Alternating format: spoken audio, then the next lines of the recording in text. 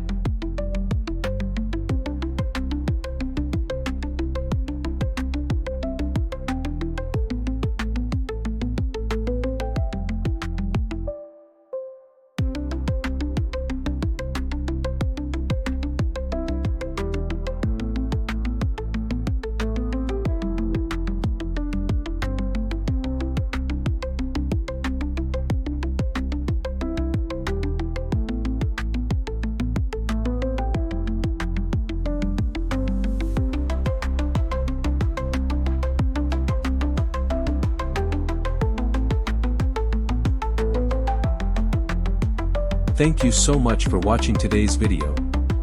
I really hope it helped you practice your English and learn something new. If you enjoyed it, please give it a like, and don't forget to subscribe so you won't miss the next lesson. I'd also love to hear from you, so share your thoughts in the comments below. Your support means a lot and helps this channel grow. See you again in the next video.